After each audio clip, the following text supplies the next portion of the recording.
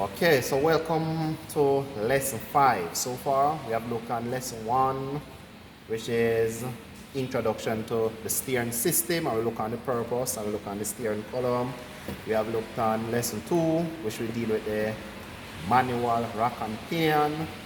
We looked on lesson 3, which will deal with the hydraulic rack and pinion. We looked on lesson 4, which will deal with the electro-hydraulic rack and pinion. And now we are looking at lesson 5, where we're going to look at the EPS, which means electronic power steering system. So what is the objective? The objective for this lesson is to explain the main purpose of electronic power steering system, which is the EPS. Identify the 3 main parts that make up the EPS system.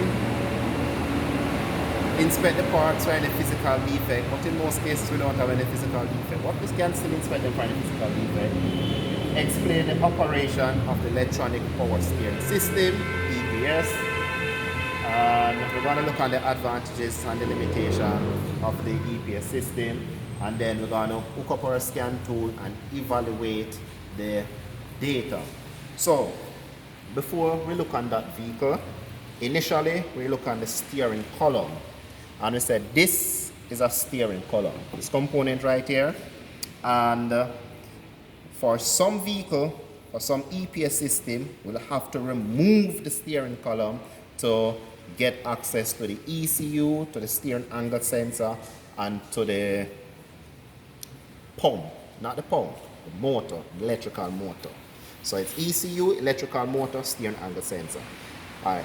This is our typical steering column. As I can see, we have the steering wheel, we have the steering shaft, which is right here, and then we have the housing, we have the tilting mechanism, which is right here. Then we have the switches, wiper, indicator, high beam, low beam, headlamp. These are our switches, and of course, we have the key barrel. We have the key barrel right here. And these are the spring for the tilting mechanism. Alright, so we're going to look at a manual rack and pinion. And yes, people, a matter of fact, all EPS system, electronic power steering system, carries a manual rack and pinion. What aid the driver, assist the driver with the steering wheel, or the turning of the steering wheel, is the electrical motor. So this vehicle on the left right here, this is a 2016-17 Toyota Camry, and let us identify the manual rack and pinion, and here it is. Good. So here we have the coupling, so we have the steering shaft right here. Good, the steering shaft. And then from the steering shaft we would have the coupling right here. And then we come down to the rack and pinion housing, which is right here. So as you can see, right here would be the pinion gear, and across right here would be the rock gear. So this is where the rock and pinion would meet. So this is what we call our rock and pinion housing. If we should look around this side, this is where adjustment can take place. This little round screw right here is where adjustment can take place. And as you can see, with all steering system, whether it's a manual rack and pinion system, hydraulic system, electro-hydraulic system, or EPS system, we will always have our rock end, which is this little shine component right here, our rock end. Good. This little shine component right here, and here is our boot to protect the rock end ball joint. And round this side, all right, let us look over here, which is easier. Good. This side, good, we'll have our tie rod end, and our tie rod end is all of this black component right here. And the end of right here, we'll have our tie rod end ball joint, and we'll have our rock end, and this is our boots, and this will lead straight us to our rock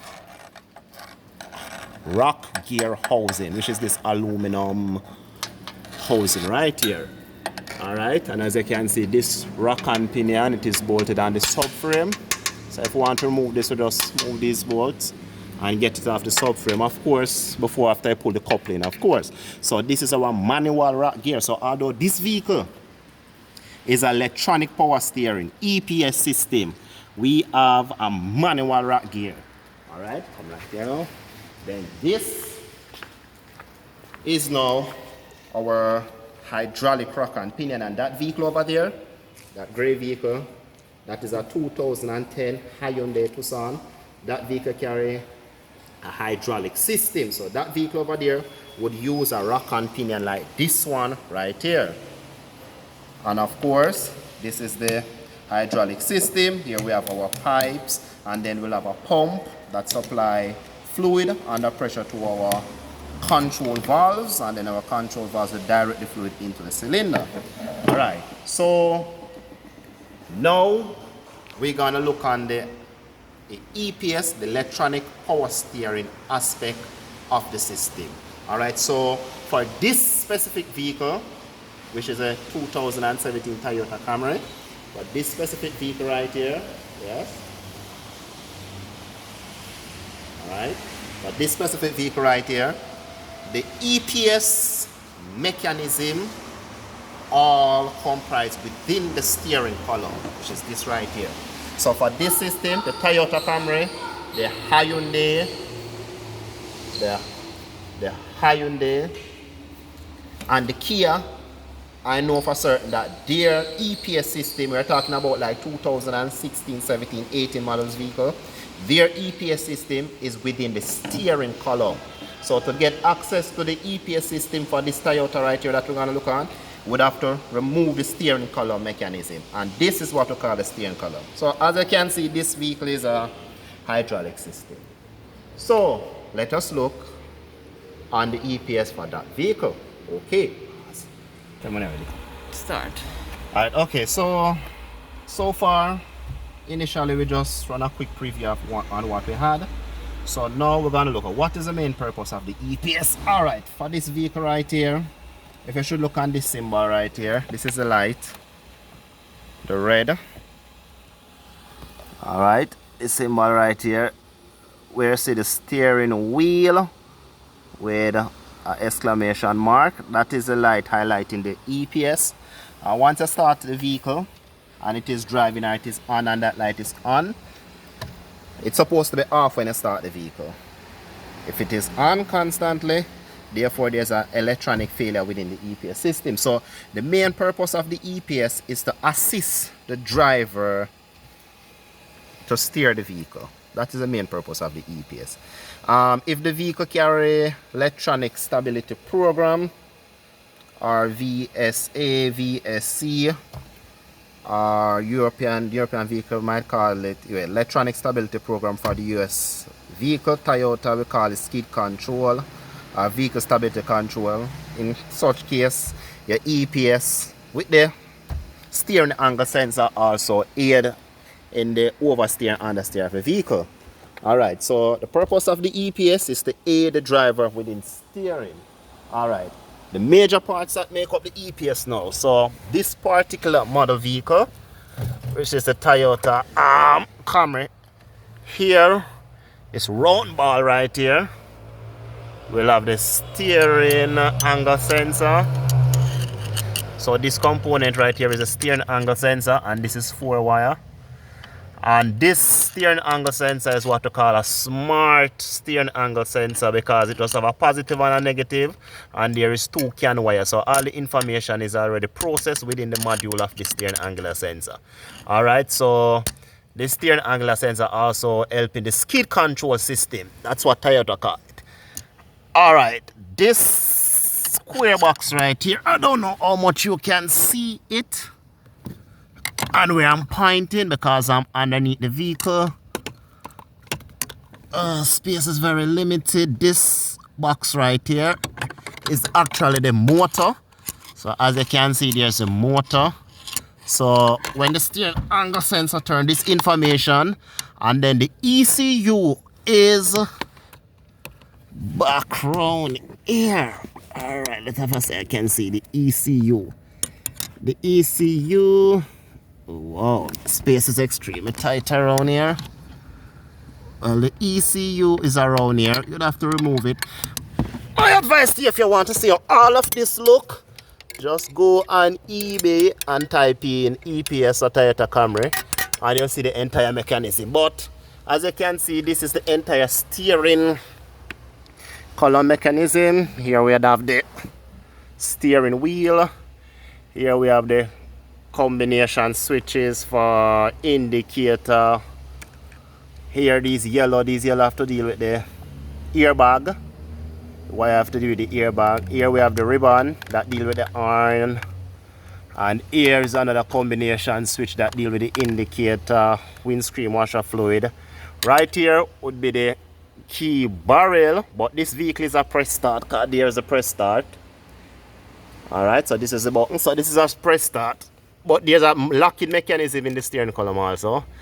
And here we have the housing. So right here, this lever right here, still the tilting mechanism. Alright. Tilting mechanism allows us to tilt the steering wheel up. Alright.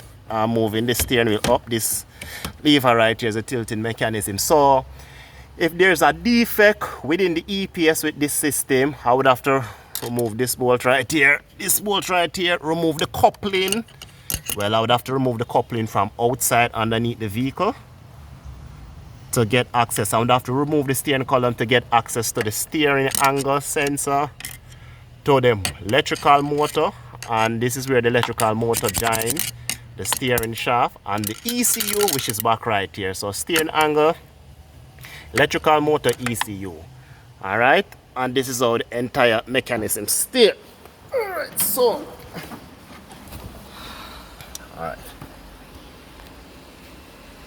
so we identify the parts. And there was no defect. As I can see, all the connectors are okay. There's no physical failure like crack or any loose nut or bolt, anything like that. So we did that. Let us see now. We'll explain the operation. So how does this operate now? Alright. The steering angle sensor that I showed you earlier. Whenever I turn the steering left or right, whenever I turn the steering left or right, the information, all of these is electronic.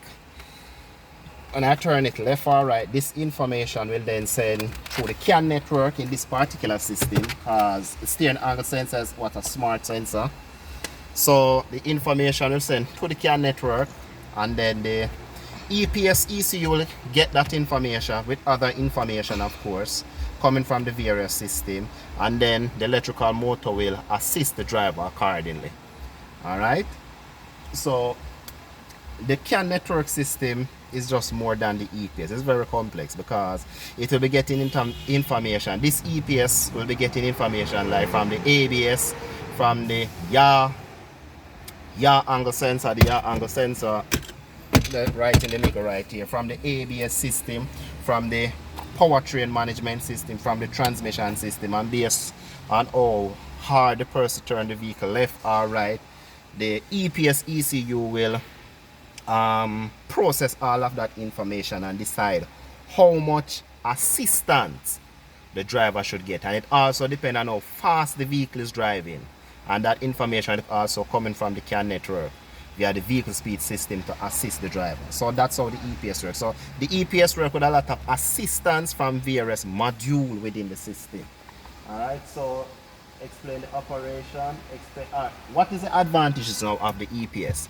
The advantage of the EPS is that if the vehicle, a modern vehicle like this one, and any vehicle that built probably from 2010 upward that is sold in the United States or in Western Europe, and the Japanese iron from 2010 come up, you'll find the advantage of the EPS is that if the driver should assume driving extremely fast and turn the vehicle extremely left to the left or to the right extremely fast, when the steering angle and the ECU pick up that information, it will automatically force the engine power to be cut and brake to be applied without driver information.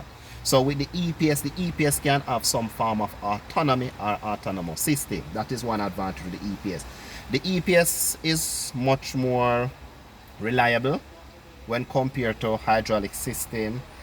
But the disadvantage with the EPS now that it is complex, it is expensive, it is sophisticated, and it will require the technician to be well trained and well knowledgeable, not about just the EPS alone, but the technician will have to be knowledgeable about the engine, electronic system, and that would be the powertrain management. You would have to be knowledgeable about the ABS system and the skid control system and any other like cruise control system that within the vehicle that will aid with the vehicle driving properly. All right, so the next thing we're going to do now, we're going to evaluate these data on the sensor. So I already hook up my scan tool, and whoa, all right, good. I already hook up my scan tool, and when I hook up my scan tool, whoa, this light is giving me heaven right here. Alright. Oh, good. I already hook up my scan tool, and as I can see, my scan tool will be showing me the data. I don't go through the procedure of how to hook up the scan tool, but as you can see, we have the first one at the top. It said wheel speed right. All right, and when it said wheel speed right, I would assume that that information will be coming from the wheel speed sensor from the ABS. So remember I told you that the ABS also have implication on this sophisticated system. And then we have steering wheel torque. Currently you notice it's in negative. The reason why it is in negative because the vehicle is not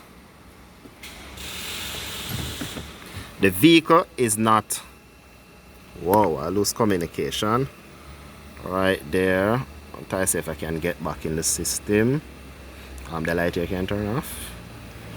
The flashlight. Pause.